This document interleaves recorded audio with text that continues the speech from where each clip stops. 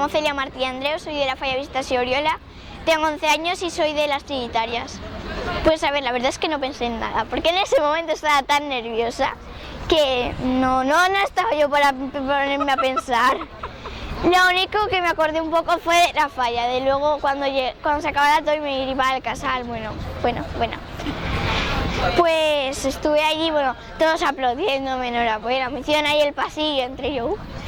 Y bueno, pues me felicitaron, me dijeron que yo podía ser Falla Infantil de Valencia y yo, claro, sí, lo que tú digas, venga.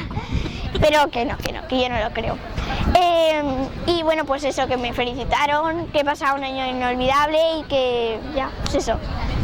La hermana es mayor, tiene 15 años, pues que me lo voy a pasar muy bien, que es un poco duro. Ella se quedó en la fonteta, no pasó, pero me dijo que, o sea, muchas felicidades, que lo disfrutara.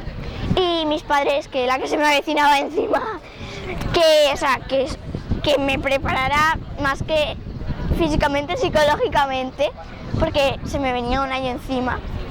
Pero me dijeron que me lo puedo pasar bien, que está bien, pero vale. Bueno, claramente sí, porque lo veo una gran oportunidad, porque claro, o sea, de toda Valencia, ser una niña de toda Valencia y poder ser la máxima representante de Valencia en fallas, ir por ahí, por Castellón y decir, hola, soy la Falla Infantil de Valencia. No sé, o sea, lo veo muy divertido y muy guay. Pues no sé, del que me dijeran, es que la verdad, con que no sea negro, A ver, a mí es que me encanta el azul, pero no lo veo de traje de presentación. Yo lo veo más color así champán o crudito así, no sé. Yo si fue a Falla Infantil de Valencia, la presentación claramente. Aunque si no también la presentación y la crida.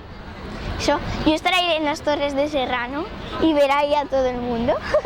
Y las mascletas desde el balcón del ayuntamiento tienen que ser buenísimas. Pero, todo el mundo ahí, la mascleta ahí enfrente. Tiene que ser muy guay. Sí, y nos vamos a casa de Amparo. Y no sé cómo les vamos a meter las 13 niñas durmiendo. Vamos por parejas en las camas. Yo voy con Claudia, que me cae genial.